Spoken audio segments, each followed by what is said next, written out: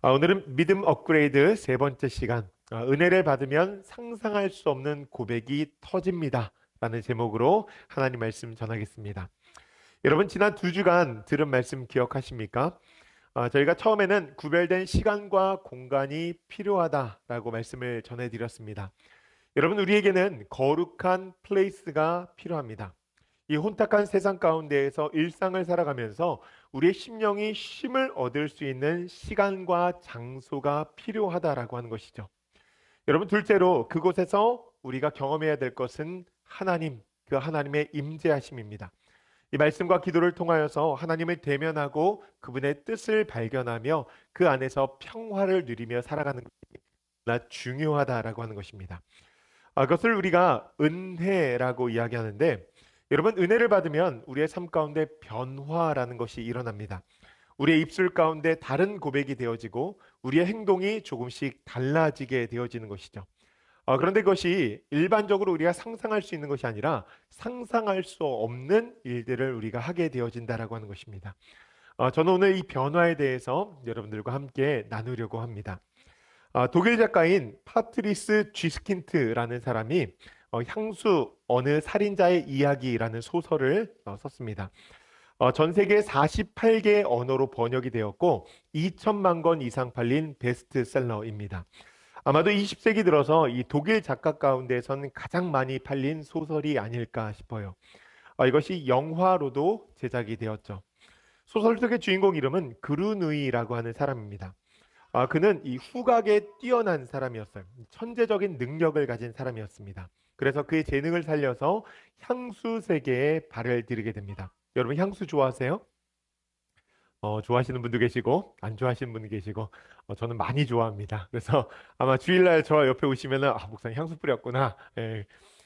여러분, 한 번은 심부름을 가던 길에 이 여인의 향기에 이끌려서 이 그녀를 쫓아갔다가 실수로 이 그녀를 죽이게 되어진 사건이 일어납니다. 향기에 미친 그가 어떻게 하면 그녀의 향기를 간직할 수 있을까? 여러 고민 가운데 이 사람을 통해서 향수를 만드는 기이한 일을 계획하게 됩니다. 이 과정 가운데서 여러 여인들을 죽이는 연쇄 살인을 하게 돼요. 그렇게 사람을 죽여서 이 향수를 만들어 간 것이죠. 결국 그의 행적이 발각되어서 희대의 살인범으로 잡혀서 사형대에 오르게 되어집니다. 사형이 집행되는 날 수많은 사람들이 그 자리에 있었고 그가 모습을 드러내기 전까지는 대중은 그를 죽여라, 죽여라 라고 외쳤습니다. 그런데 그의 등장과 함께 모든 사람들의 반응이 180도 달라지기 시작했어요. 왜냐하면 그가 그날 자신이 만든 향수를 대중 앞에 선보였기 때문입니다. 그 신비로운 향기를 맡은 사람들이 심경의 변화를 일으키기 시작했고, 심지어는 이 그르누이라는 사람을 신적 존재로 인식하게 되어지는 이 무엇인가에 홀리게 되어지는 사건이 있었다는 것이죠. 그만큼 그 향기의 영향력이 대단했다는 것입니다. 소설에 쓰여진 이 마지막 장면을 영화가 매우 독특하게 연출했는데 제가 그것을 보면서 그런 생각이 들었습니다. 사람이 향기에 취한다고 하면 저런 심경의 변화를 일으킬 수 있는가? 여러분, 이것을 제가 가만히 묵상하다 보니까요, 우리 사람이 그런 것 같습니다. 무엇인가 신비한 경험을 한다든지, 좋은 맛을 본다든지, 무엇인가에 집중하고 취하게 되면 상상할 수 없는 일들을 하게 되어지죠. 안 좋은 쪽으로는 술에 취하거나 이 권력에 취하게 되면 상상할 수 없는 추한 모습을 사람이 보이게 됩니다. 그와 반대로 사랑에 취하면 아름다운 창조의 섭리인 결혼을 하게 되어지고요. 성취에 취하면 무엇인가 인류 발전에 기여할 수 있는 하나의 성과를 보일 수 있게 되어지는 것이죠. 여러분, 은혜를 받는 것도 이와 비슷하지 않을까요? 강력한 은혜를 받으면 우리가 상상할 수 없는 고백을 하게 되어집니다. 또한 자신의 삶을 헌신하여서 이 교회를 세워나가게 되고 하나님 나라를 확장하게 되어지는 것이죠. 이 땅의 평화를 위해서 자신의 모든 것을 드리는 사람이 되어진다는 것입니다. 여러분, 은혜를 받아야 된다는 거예요. 본문을 보면 예수님께서 이 베드로와 요한과 야고보를 데리고 산에 오르십니다. 하나님의 구원의 역사가 십자가를 통하여서 이루어진다는 것을 믿을 수 없는, 도저히 받아들일 수 없다고 다짐한 이들을 데리고 이 산에 오르신 것이죠. 산에 올라가서 예수님께서 간절히 기도하시는데 제자들은 어떻게 합니까? 저 옆에 가서 자고 있어요. 여러분, 그것이 제자들의 특징인 것 같아요. 그러다가 일어나 보니까 이 제자들의 눈앞에서 굉장히 놀라운 광경이 펼쳐지고 있는 것이죠. 예수님께서는 영광스러운 모습으로 변모해 계셨고 그 옆에는 모세와 엘리야가 나타나서 예수님의 구속 사역, 이 십자가 사건에 대한 대화를 나누고 있었습니다. 여러분, 이것이 그들이 비몽사몽간에 목격한 것이 아닙니다. 32절의 말씀을 보니까 그들의 상태를 이렇게 이야기합니다. 베드로와 함께 있는 자들이 깊이 졸다가 온전히 깨어나 예수의 영광과 및 함께 선 두 사람을 보더니, 아멘. 여러분, 온전히 깨어난 상태, 이제 말똥말똥한 상태에서 이 사건을 목격했다라고 하는 것이죠. 여러분, 이것을 본 베드로가 무슨 이야기를 합니까? 오늘 33절의 말씀 보니까 이렇게 이야기를 합니다. 우리 함께 읽어볼까요?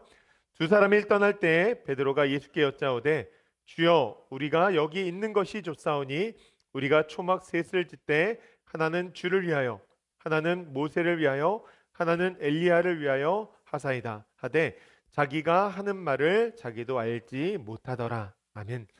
여러분, 오늘 33절의 말씀이 키 말씀입니다. 저는 여기서 이 두 문장이 눈에 띄었습니다. 첫 번째로는 베드로의 고백입니다. 여기 있는 것이 좋사오니. 황홀한 것을 경험한 베드로가 얼마나 좋았겠어요. 그러니까 예수님 앞에 주님, 우리 여기 있으면 좋겠습니다라고 제안한 것이죠. 여러분, 사람의 심리가 그렇지 않습니까? 좋다고 느끼면 그 자리에 머물고 싶어 합니다.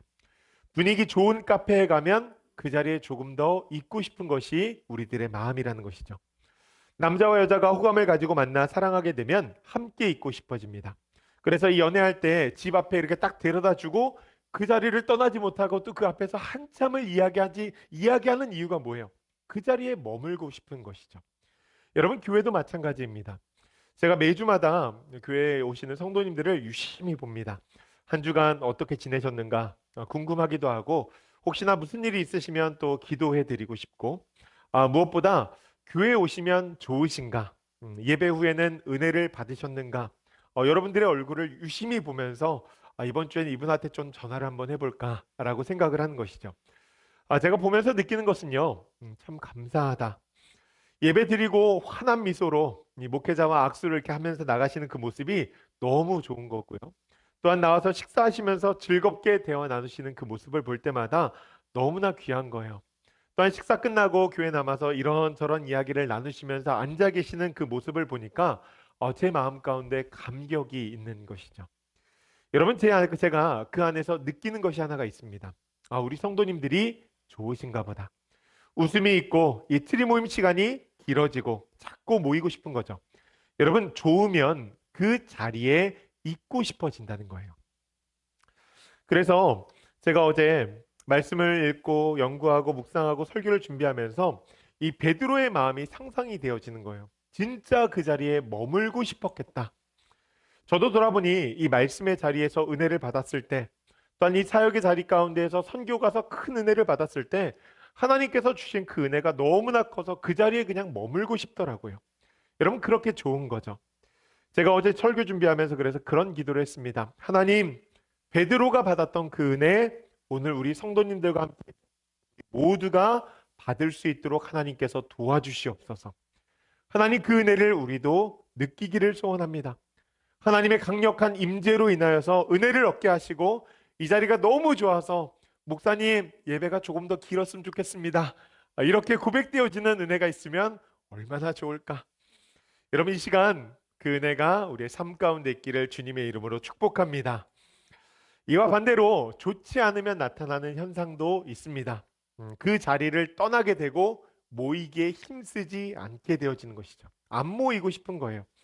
여러분, 혹시 우리 안에 이렇게 안 모이고 싶은 마음들이 있다면 직감해야 됩니다. 우리가 지금 은혜가 부족하구나. 전 우리 교회가 좋은 교회, 모이기에 힘쓰는 교회, 정말로 아름다운 교회가 되어지기를 소원합니다. 그렇다고 해서 저희가 이 자리에만 모여 있으면 또 안 되겠죠. 은혜를 받고 하나님의 임재를 강력하게 체험했다면 세상에 나아가서 자신이 받은 그 은혜를 전해야 됩니다. 여러분, 오늘 은혜를 받으셨다면 이번 주 토요일 미랄에 가서 섬기는 풍성한 은혜가 여러분 삶 가운데 있기를 소원합니다. 다른 하나는요, 이 베드로의 고백을 본 누가의 증언입니다. 이렇게 이야기해요. 자기가 하는 말을 자기도 알지 못하더라. 저희가 3주째 이 말씀을 쭉 나누고 있는데 저는 이 말씀을 읽을 때마다 이 문장에 눈이 갔습니다. 자기가 하는 말을 자기도 알지 못하더라. 읽고 묵상하면서 누가가 왜 이렇게 기록을 했을까? 베드로는 너무 좋은데 그 베드로의 좋음을 참 좋았더라라고 하나님처럼 그렇게 이야기해 주면 좋은데 자기가 하는 말을 자기도 알지 못하더라. 이 안에 무엇인가 깊은 의미가 있지 않을까라는 생각이 든 거죠. 여러분 무엇일까요? 여러분 은혜를 받으면 내면의 변화가 생깁니다. 주님의 말씀을 듣는 것이 너무나 좋고요. 주님과 동행하고 싶은 마음이 생기는 것이죠. 그래서 예배 시간이 좋아지고 말씀에 집중하게 되어지고 말씀을 묵상하게 되고 기도하게 되어지고 그러다 보니까 내 안에 있는 좋은 것을 어떻게든지 좀 나누고 싶은 거예요. 그래서 성도들과 교제하는 시간이 참 좋습니다. 하나님과 동행하고 하나님과 함께하고 싶은 갈망이 우리 안에 일어나게 되는 것이죠. 여러분 그것을 바깥에서 바라보는 관점, 누가복음을 쓴 누가는 베드로의 마음을 이렇게 표현합니다. 자기가 하는 말을 자기도 알지 못하더라. 제가 가만히 묵상하다 보니까 이 같은 메시지가 아닐까 싶은 생각이 들었습니다. 보통 교육부서나 이 청년부 같은 경우에는 1년에 한두 번 정도 이 수련회를 갑니다. 우리 교회도 보니까 전교인 수련회를 갔던 적이 있었던 것 같은데 여러분 이 수련회 가면은 참 좋지 않습니까? 왜 그럴까요? 집중해서 수련할 수 있는 시간이기 때문에 좋은 것입니다. 보통 두 가지의 목적을 가지고 수련회를 진행합니다. 첫 번째로는 영적인 수련입니다.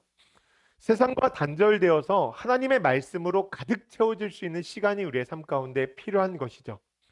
여러분 바쁜 일상 가운데에서 2박 3일 또한 3박 4일의 시간을 내어서 수련회를 간다는 것은요 사실 쉬운 일이 아닙니다.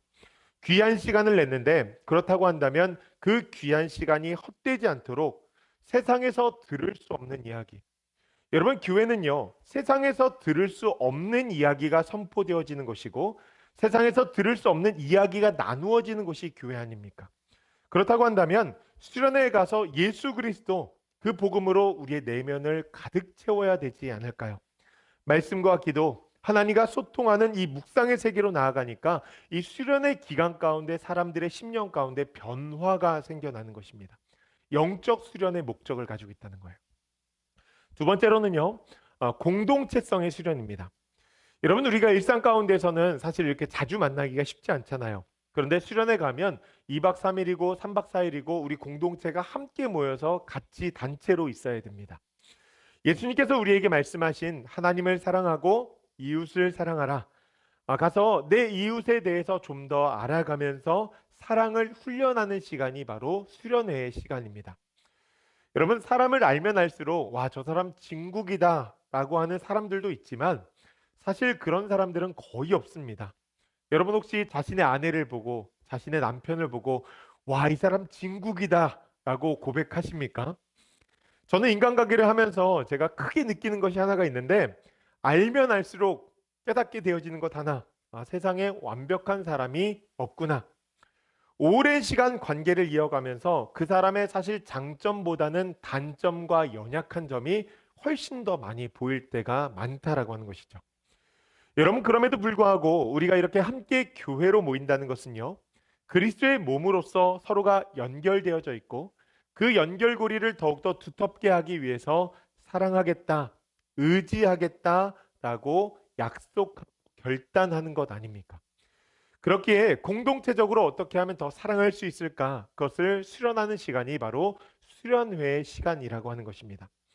그래서 보통 수련회를 가면 이 수련회 가기 전부터 한 달 정도 수련회 기도 모임을 하고 교회에서 한 2, 3회 정도를 집회를 하고 수련회를 가니까 이 분위기가 한껏 끌어올라가 있는 상태에서 가서 말씀을 딱 대하니까 너무 좋은 것이죠. 여러분 무엇보다 수련회 가서 내 안에 영적인 대청소가 막 이루어지니까 정말 깊은 믿음의 세계가 무엇인지를 보게 되어지고 발을 들일 수 있으니 여러분 그것이 얼마나 좋아요. 그렇게 수련회 다녀와서 한 번은 피드백을 받게 되었는데 여러 사람들이 그 시간이 얼마나 좋았던지 이런 메시지를 주셨습니다. 목사님, 정말 수고가 많으셨습니다. 목사님의 말씀으로 인하여 예수님을 더 많이, 더 깊이 알게 되어서 마음에 기쁨이 넘칩니다. 만약에 가능하다면 다음 수련회는 한 일주일 정도 하면 좋겠습니다. 그것을 본 한 임원이 이런 이야기를 하는 거죠.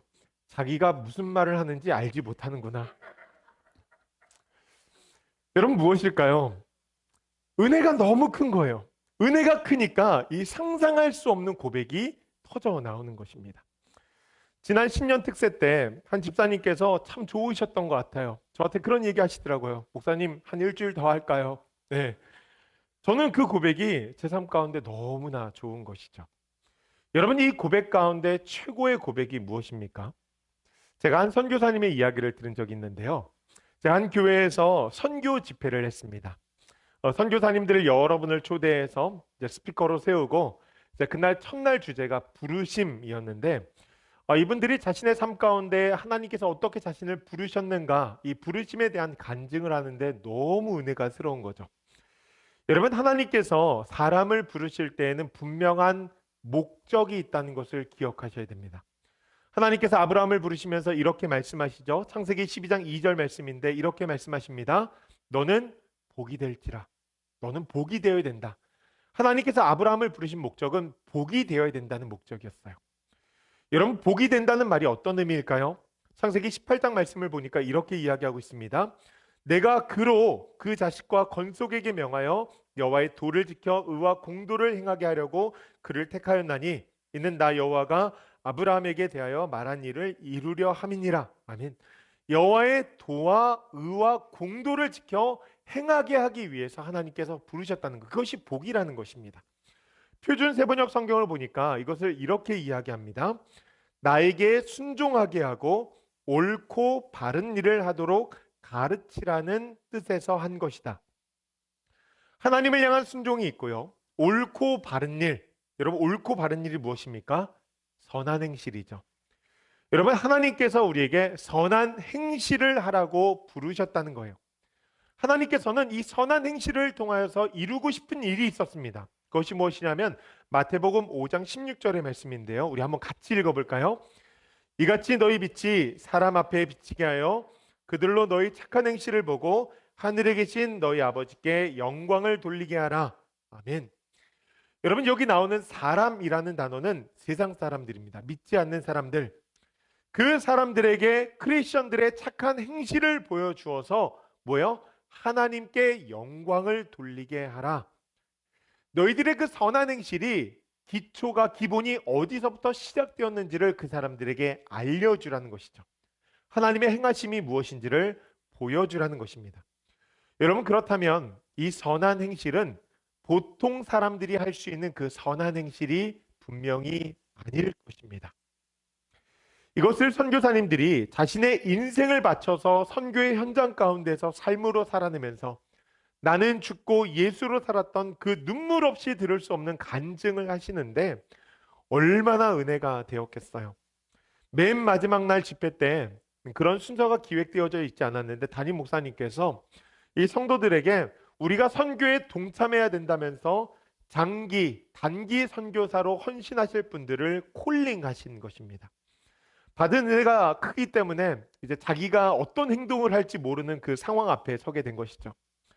여러분들, 오늘 말씀을 들었지 않습니까? 혹시 마음이 뜨거워진 분들이 계십니까? 성령께서 혹시나 자신을 지금 선교사로 부르고 계신 분들, 그 음성을 느끼고 계신 분들이 계시다면 지금 그 자리에서 일어나십시오. 제가 여러분들의 헌신과 결단을 위해서 기도하겠습니다. 용기 있게 한 사람이 저쪽에서 일어나고 또 한 사람이 저쪽에서 일어나고 그렇게 사람들이 일어나기 시작했는데 그 중에 그 교회의 유스 목사님이 갑자기 일어선 거예요. 모든 교육자들이 뒤에 앉아 있다가 깜짝 놀란 거죠. 여러분이 달라스 지역에는 사실 신학교가 많으니까 교육자 수급이 그렇게 어렵지 않죠. 그런데 다른 지역은요, 교육자 수급이 참 어렵습니다. 특별히 이 교육부서 교육자는요, 구하기가 너무나 어렵습니다. 그런데 이분이 1.5세로 한국어와 영어가 너무나 퍼펙트하고 이민교회에서 자라나서 그 정서 또한 너무나 잘 알고 있으니 모두가 다 저 사람은 이민교회를 위한 인재다라고 참 많이 기대하고 있었거든요. 그러니 당장의 교회에도 필요하고 앞으로 이민교회를 책임질 사람이라고 생각하고 그렇게 기도하면서 헌신할 것이라고 기대했는데 갑자기 그분이 벌떡 일어나서 오지 선교사로 나가겠다고 하니까 모두가 놀란 것입니다. 여러분, 은혜가 크면요, 말뿐이 아니라 행동도 이 삶이 변화되어진다는 것이죠. 자신의 인생을 주님 앞에 헌신하겠다라고 하는 결단이 일어나게 되어진다는 거예요. 지금 저 멀리서 선교를 하고 계시는데 그분을 종종 보면 그분이 그런 이야기 하세요. 목사님, 어떻게 사역이 괜찮으세요? 힘들죠? 저도 왜 그날 제가 일어났는지 잘 모르겠어요. 제가 아는 거 하나는 하나님께서 정말 큰 은혜를 주셨다는 것입니다. 여러분, 하나님께서 우리에게 은혜를 주셨다는 것이 어떤 의미일까요? 빌립보서 2장 말씀을 보니까 이렇게 이야기합니다. 너희 안에 이 마음을 품으라 곧 그리스도의 마음이니. 여러분, 은혜를 받았다는 것은요, 하나님의 마음, 예수 그리스도의 마음을 품었다는 거예요. 이 마음이 무엇입니까? 이어지는 6절에서 8절까지의 말씀을 보면 이렇게 기록되어져 있습니다. 그는 근본 하나님의 본체시나 하나님과 동등됨을 취할 것으로 여기지 아니하시고 오히려 자기를 비워 종의 형체를 가지사 사람들과 같이 되셨고 사람의 모양으로 나타나사 자기를 낮추시고 죽기까지 복종하셨으니 곧 십자가에 죽으심이라. 아멘.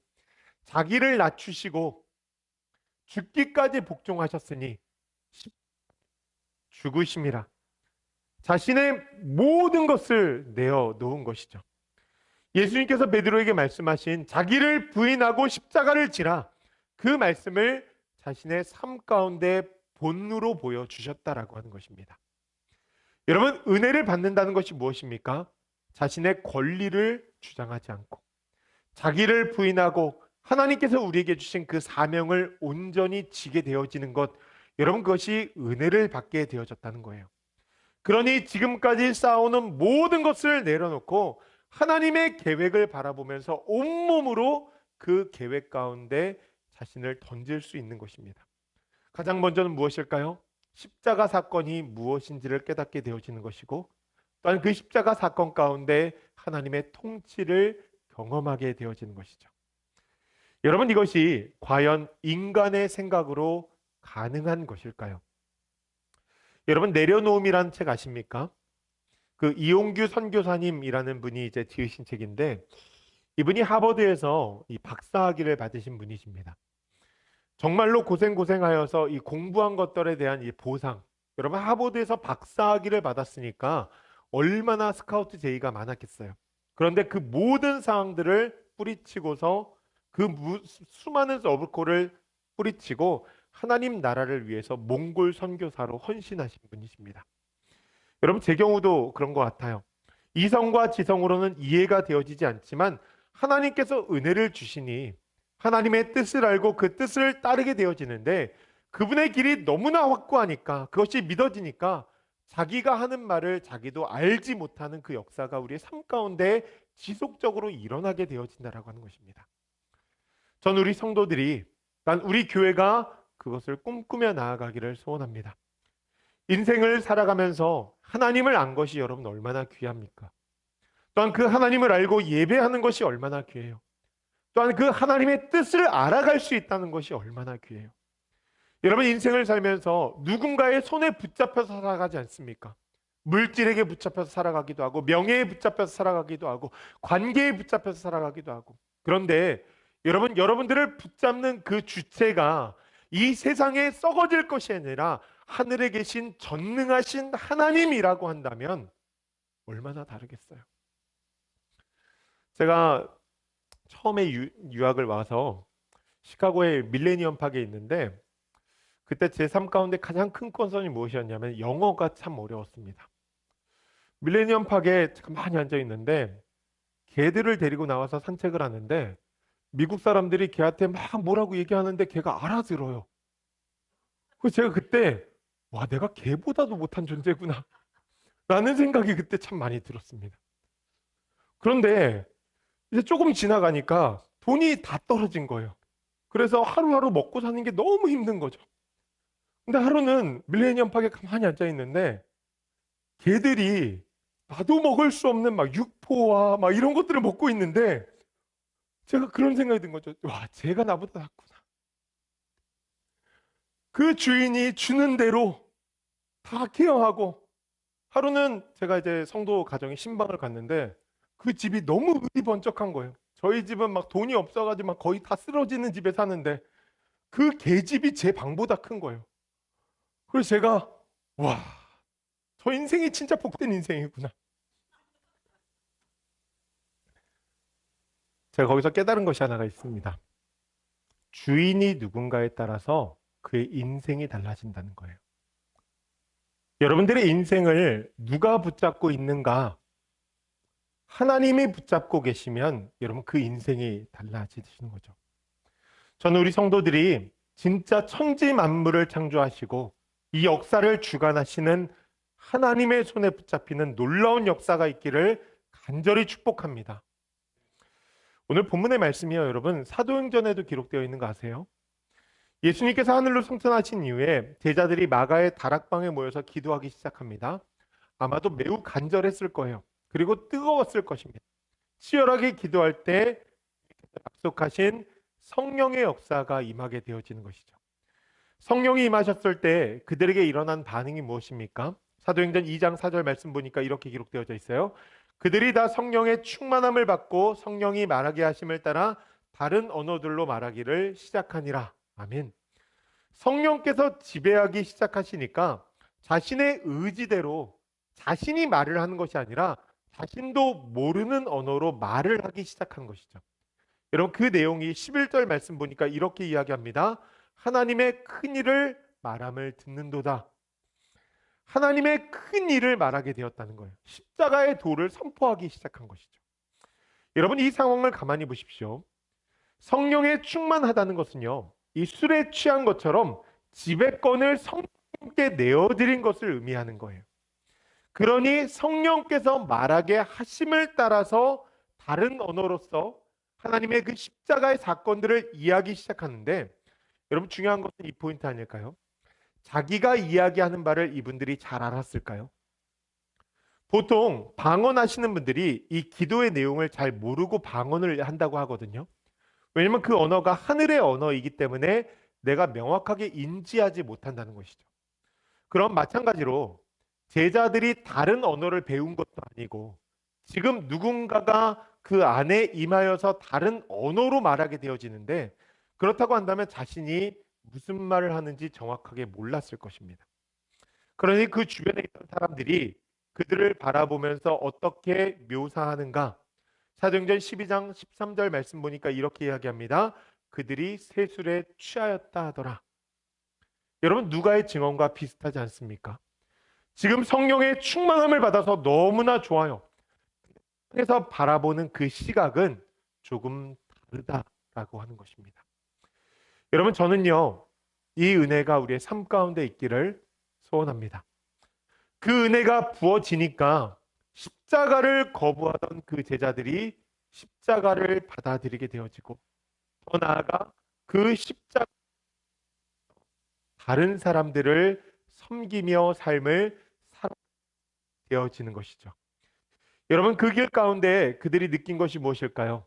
하나님의 통치하심입니다. 하나님의 통치하심. 여러분 베드로가 보십시오. 왜 그 자리에 있고 싶었을까요? 베드로가 왜 그 자리에 있고 싶었을까요?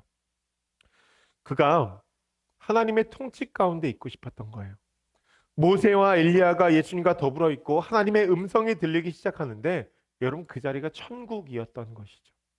마찬가지로 여러분 성령의 충만함을 받은 제자들이 하나님의 큰 일을 말하기 시작하는데 그것을 통하여서 하나님의 통치가 임하는, 사람들이 변화되어지고 예수를 믿게 되어지는 역사, 여러분 그것이 얼마나 황홀했겠습니까? 여러분 은혜를 받게 되어지면요, 다른 것이 아니라 하나님의 통치를 꿈꾸게 되어진다는 것입니다. 여러분 이 통치가 무엇입니까? 하나님의 능력이 너무 크시구나. 하나님이 말씀하신 대로 이루어지는구나. 여러분 그것을 보게 되어지는 것이죠.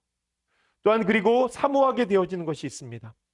성경의 말씀에 기록된 것이 그냥 동떨어진 옛날 사람들의 그 이야기가 아니라 오늘 이 이야기가 나에게 이루어질 수 있는 이야기구나. 여러분 그것을 꿈꾸게 되어지는 것 아닐까요? 이렇게 이야기하시면 아브라함이 큰 부를 쌓았더라 막 이런 것들을 꿈꾸고 계시는데 여러분 그럴 수도 있겠죠. 그런데 더 큰 것은 무엇입니까? 예수 그리스도를 깊이 마음 가운데 알게 되어지고 그 예수를 전하며 삶을 살아갈 수 있게 되어지는 것. 우리의 마음이 세상을 살아가면서 얼마나 상처를 많이 받습니까? 그 상처가 치유되어지고 회복되어지는 놀라운 역사. 여러분 또한 우리의 삶 가운데 삶의 애환이 얼마나 많습니까? 그런데 그 애환을 딛고 일어날 수 있는 힘과 능력이 없는데 하나님께서 말씀을 통하여서 성령을 통하여서 그 힘을 우리에게 더하여 주시는 거예요. 여러분 저는요 우리가 그것을 꿈꾸며 살아가기를 소원합니다.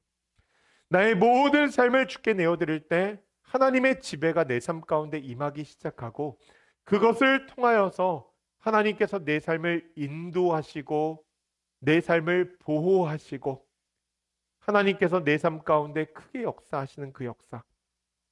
저는 그것을 꿈꾸며 살아갑니다. 그래서 매일같이 아침에 교회 올 때도 기도하고 집에 갈 때도 기도하고 교회에 있을 때도 마찬가지. 하나님, 오늘도 하나님 내 삶을 지켜주시옵소서. 인생을 제가 여러분들보다는 덜 살았지만 조금 살다 보니까 내 힘과 능력대로 안 되는 일들이 너무나 많더라고요.